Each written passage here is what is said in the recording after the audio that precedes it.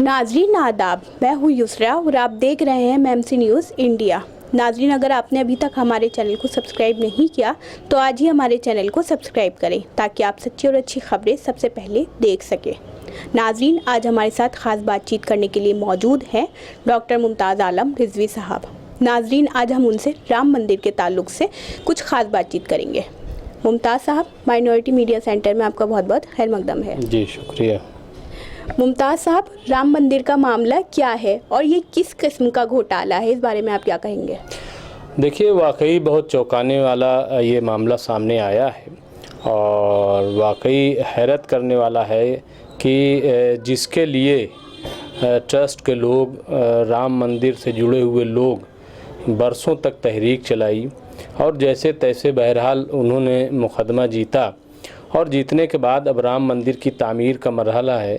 लेकिन उसमें जिस किस्म के करोड़ों करोड़ रुपए के घोटाले सामने आ रहे हैं वो बहुत ही चौंकाने वाले हैं, बहुत ही अफसोसनाक है और इसी से अंदाज़ा लगाया जा सकता है कि नीयत कैसी है। अभी संजय सिंह ने भी मामला उठाया है, समाजवादी पार्टी ने भी उठाया है और पवन पांडे हैं जो कि अखिलेश यादव के बहुत करीबी हैं। 9 साल पहले भी इस किस्म की बातें सामने आई थी और अब उन्होंने ही इस पूरे मामले को सामने पेश किया है और ये कहा है कि 2 करोड़ की जो ज़मीन 10 मिनट पहले ख़रीदी गई थी वो ज़मीन 10 मिनट बाद 1850 करोड़ की ट्रस्ट को बेची गई।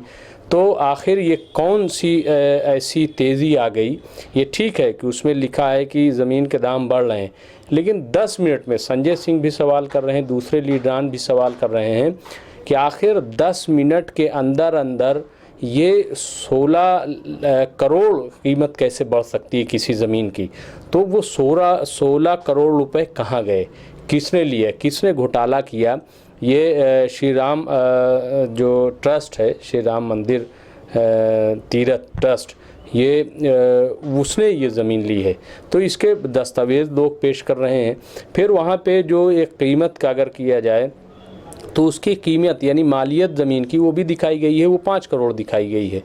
तो अगर मान लीजिए 5 करोड़ हो जाए 2 करोड़ से, लेकिन 18 करोड़ उसकी कीमत हो गई अचानक, तो ये बहुत ही हैरत की बात है, बहुत ही ताज्जुब की बात है और इस पर अब हंगामा मचा हुआ है, लोग सवाल कर रहे हैं।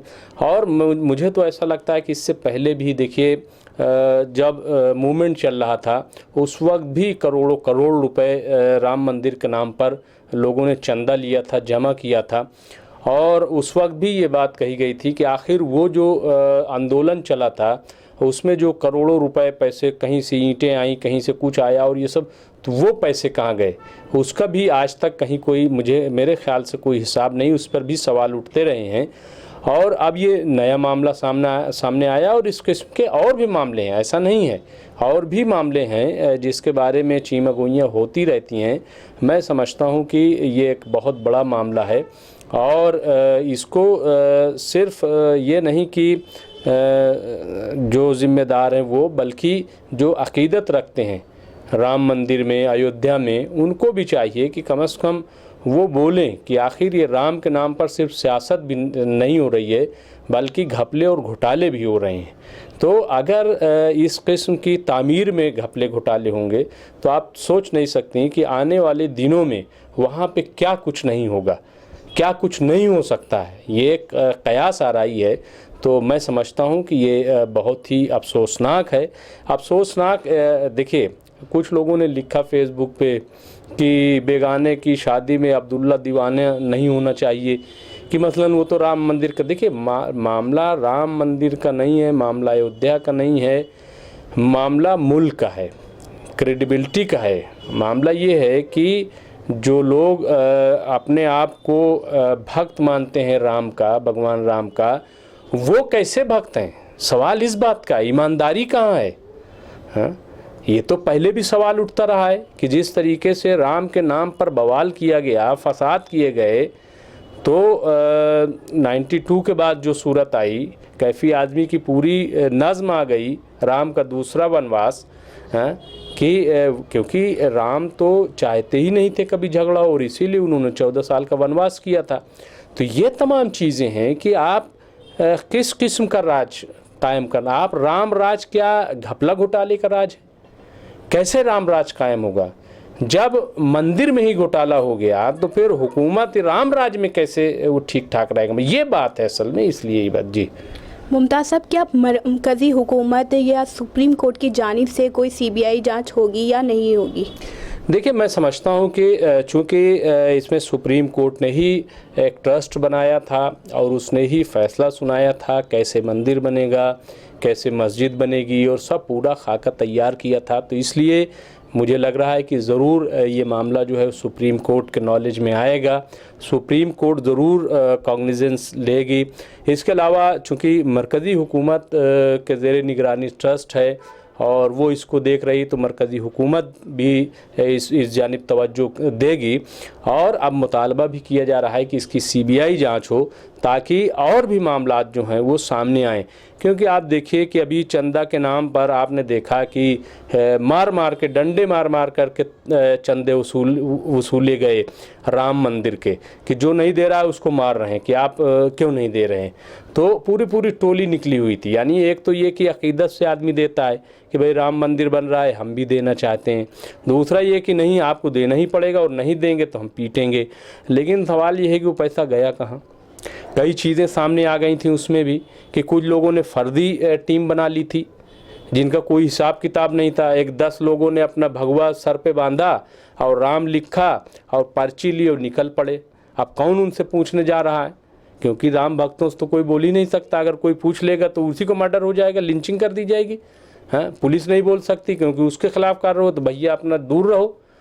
लेकिन घोटाला तो हुआ, और इससे तो ये तमाम चीज़ें हैं। मैं समझता हूँ कि ये मुल्क की बदनामी हो रही है। ये मुल्क की बदनामी, लोग क्या सोच रहे होंगे हैं कि जो इमामुल हिंद, अल्लामा इकबाल ने भगवान राम को कहा था कि वो इमामुल हिंद हैं, तो इमामुल हिंद के नाम पे क्या घपले घोटाले होंगे? क्या कत्ल गारतगरी होगी? क्या राम राज ये होगा? ये एक बड़ा सवाल है। तो मैं समझता हूँ कि इसकी सीबीआई जांच होनी चाहिए और बहुत ईमानदाराना तरीके से काम होना चाहिए। और जब ईमानदारी बरती जाएगी, जब ऐसे कामों में ईमानदारी बरती जाएगी, तभी तो आप कोई अच्छी चीज़ का तसव्वुर कर सकते हैं। वरना तो अभी तो राम मंदिर के नाम पर हिंदू ही मुस्लिम होता रहा है, ठीक है, लेकिन आने वाले दिनों में तो हिंदू हिंदू हो जाएगा। क्योंकि जब लूट मार शुरू होती है ना, तो उसमें कोई ज़ात मज़हब थोड़ी होता है। जब लूट मार में तो फिर कुछ नहीं पता चलता है। भाई भाई को मार देता है और बाप बेटे को मार देता है और बेटा बाप को मार देता है, और सब चारों तरफ जो है वो हाहाकार मच जाती है। तो इसलिए मैं समझता हूँ कि ये मुल्क की बदनामी है, और इसलिए चाहिए कि इस मामले की अदालती जांच होनी चाहिए। मैं समझता हूँ सीबीआई भी नहीं, बल्कि सुप्रीम कोर्ट के कोई रिटायर्ड जज हों या सिटिंग जज हों, क्योंकि मामला सुप्रीम कोर्ट का था, सुप्रीम कोर्ट ने इसकी उली थी। तो अगर इसकी ऐसी जांच होती तो मैं समझता हूँ कि ये चीज़ सामने आएगी, और हकीकत जब सामने आएगी तो जो लोग भी ये घपले घोटाले में शामिल है उनको कैफ़िर किरदार तक पहुंचाया जाए। और ये मामला देखिए बीजेपी के लिए भी बहुत बड़ा चैलेंजिंग हो गया है, क्योंकि इलेक्शन आने वाला है। अब इलेक्शन के वक्त में अगर राम ही मंदिर पे घोटाला हो गया तो जवाब देना पड़ेगा, आवाम को जवाब देना पड़ेगा कि ये हो क्या रहा है। हाँ, ये तो आस्था पे एक बहुत बड़ी चोट है, मैं समझता हूँ।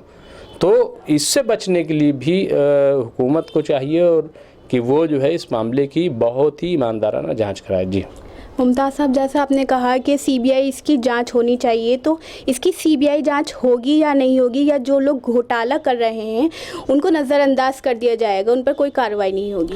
देखिए, सीबीआई जांच होगी कि नहीं होगी ये जाहिर सी बात है मरकज़ी हुकूमत तय करेगी, और ये सवाल लोगों के अंदर है कि क्या वाकई इसको ईमानदारी से इसकी जांच करेगी कि नहीं करेगी। और दूसरा भी ये सवाल बहुत इम्पॉर्टेंट है कि जिन लोगों ने घपले घोटाले किए हैं उनके खिलाफ़ कार्रवाई होगी कि नहीं होगी, क्योंकि अभी तक तो यही देखा गया है कि कोई इस तरीके की कार्रवाई नहीं हुई, क्योंकि इससे पहले भी इस किस्म के मामला सामने आए हैं। तो अगर ऐसा नहीं होता है तो बात जो है वो तामीर तक नहीं होगी, बल्कि इसके बाद के भी बड़े चैलेंजेस हैं, बड़े मराहिल हैं। तो वो जो आप राम राज की बात कर रहे हैं, मैं समझता हूँ कि वो एक दंगल वहाँ पे खड़ा हो जाएगा, एक वो अखाड़ा बन जाएगा महाभारत वहाँ शुरू हो जाएगी, वहाँ रामायण नहीं होगी। अयोध्या में फिर रामायण नहीं होगी, महाभारत शुरू हो जाएगी। तो महाभारत से बचने के लिए ज़रूरी है कि सरकार जो है इस मामले की जांच कराए और जो भी कसूरवार लोग हैं वो उनके खिलाफ कार्रवाई की जाए। जी मुमताज़ साहब, बहुत बहुत शुक्रिया। जी शुक्रिया बहुत। नाजरीन, आज हमारे साथ ख़ास बातचीत करने के लिए मौजूद थे डॉक्टर मुमताज़ आलम रिजवी साहब।